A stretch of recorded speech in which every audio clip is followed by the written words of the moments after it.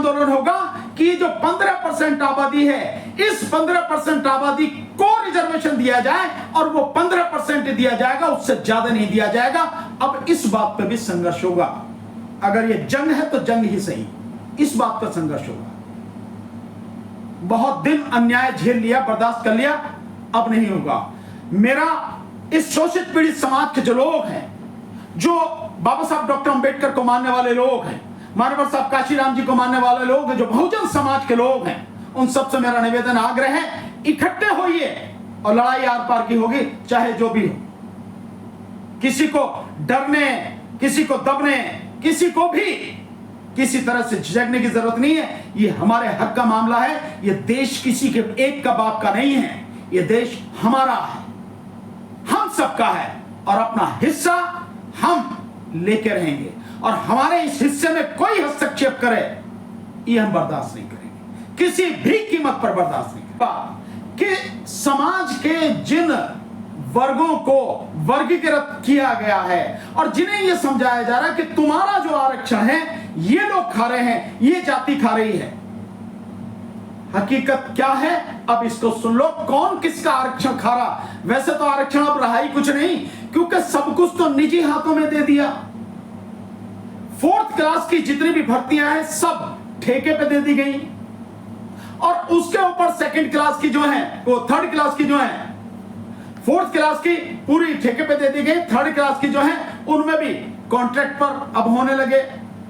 और क्लास 1 की जो है उसमें लेटरल एंट्री यानी पीछे से, पिछले दरवाजे से उनकी भर्ती होने लगी। 100 से ज्यादा आईएएस ऑफिसरों की जो डायरेक्टर से लेकर जॉइंट सेक्रेटरी लेवल तक मोदी सरकार ने भर्ती कर दी है। और वो पीसीएस में भी, उसमें भी ये भर्ती लेटरल एंट्री जो है वो करने जा रहे हैं। सेना में अग्निवीर वो कर ही चुके 4 साल के लिए, अग्निपथ अग्निवीर। तो रिजर्वेशन वैसे ही नहीं छोड़ा है। दूसरा, एजुकेशन ही खत्म कर दी, तो जब तक रिजर्वेशन भी किसको मिलेगा? माना आईएएस का एग्जाम है तो जो ग्रेजुएट होगा तो उसी को तो वही तो बैठ सकेगा। पर अगर व्यक्ति ग्रेजुएट ही नहीं है, पढ़ ही नहीं पा रहा है, तो कहां से बैठेगा उसमें? दूसरी बात, कौन खा रहा है किसका रिजर्वेशन? जनरल समाज के लोग। जिस जनरल समाज के लोगों में कौन कौन आता है, मोस्टली आप सुन रहे उन्हें। जनरल समाज में आते हैं ब्राह्मण, क्षत्रिय यानी राजपूत और बनिए यानी वैश्य समाज के लोग, और साथ में जो आपके कायस्थ वगैरह हैं, ये लोग उसमें जनरल समाज में आते हैं। इनका रिजर्वेशन कितना है, कभी सोचा किसी ने? क्या इनमें कैटेगरी बांटने की कोशिश की गई? इनमें मैक्सिमम सीटों पर जो बैठे हैं वो ब्राह्मण समाज के लोग बैठे हैं। ब्राह्मण समाज के, वहां ऐसा नहीं कि क्षत्रिय बैठे हो, क्षत्रिय भी इतने नहीं है, बनिए समाज के बनिए, वहां मैक्सिमम ब्राह्मण समाज के लोग। उनमें कभी वर्गीकरण नहीं किया गया, कभी भी उनको कभी इस तरह से बांटने की कोशिश नहीं की गई, कभी भी उनके विषय में ऐसा फैसला कभी नहीं दिया गया।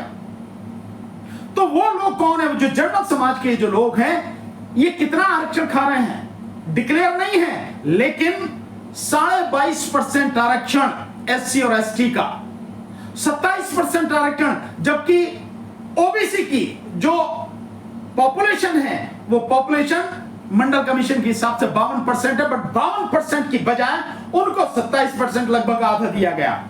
तो 27% ओबीसी का, 22.5% एससी और एसटी का, कुल कितना हुआ? 49.5%, 49.5%।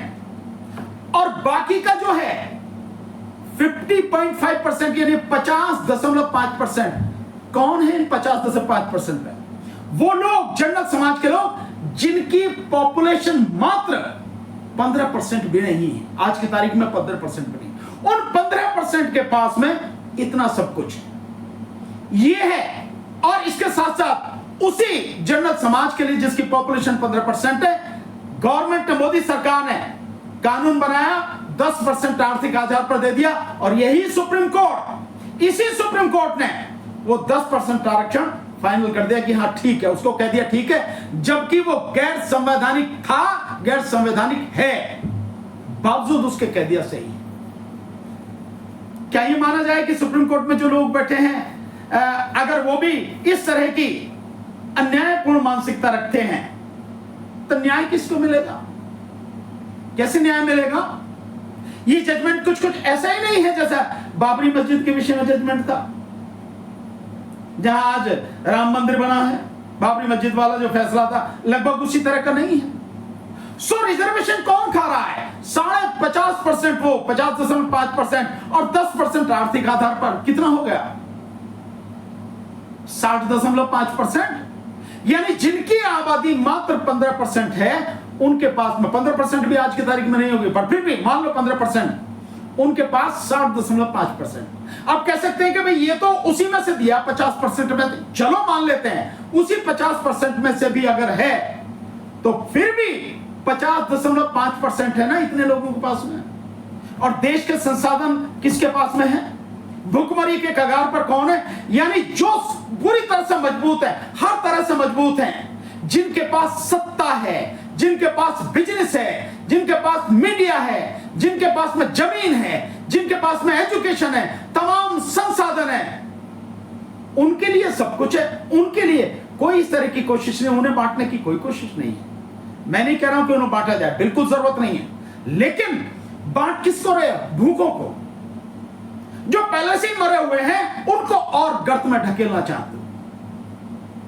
और जिन लोगों को समझाया जा रहा है कि तुम्हारा आरक्षण ये खाना है, मैं समझता हूं इसके बाद में वो लोग ये समझ जाएंगे कि उन सबका और हम सबका जो आरक्षण है कौन खा रहा है, हमारी नौकरियां कौन खा रहा है, हमारा रोजगार कौन खा रहा है, हमारी जमीन किसके पास में है, हमारे दम पर जो सत्ता में बैठे हैं वो कौन लोग हैं, मीडिया किसका है। राहुल गांधी बार बार कहते हैं कि सारे के सारे मीडिया वाले बताओ कि तुम में से SC ST OBC का कौन है। सबके सामने आता, कोई नहीं मिलता, सब कुछ उनके पास। सो ये जो बांटने की कोशिश है, ये कोशिश हम किसी भी कीमत पर बर्दाश्त नहीं करेंगे और इसको लागू नहीं होने देंगे, किसी भी कीमत पर लागू नहीं होने देंगे। जितना दम है लगा के देख ले, सरकार भी और कोर्ट भी, लागू नहीं होने देंगे। आंदोलन होगा, जबरदस्त आंदोलन होगा, और 9 तारीख से ही इस आंदोलन की 9 अगस्त 2024 जंतर मंतर से इस आंदोलन की शुरुआत होगी। आंदोलन ऑलरेडी शुरू एक तरह से हो ही चुका है, लेकिन फॉर्मली इस आंदोलन की शुरुआत 9 अगस्त 2024 से होगी, जंतर मंतर सुबह 10 बजे। ये साजिशें जो की जा रही हैं हमारे समाज के खिलाफ, इस बहुजन, इस गरीब शोषित पीड़ित समाज के खिलाफ, इसे हम किसी हालत में कामयाब नहीं होने देंगे।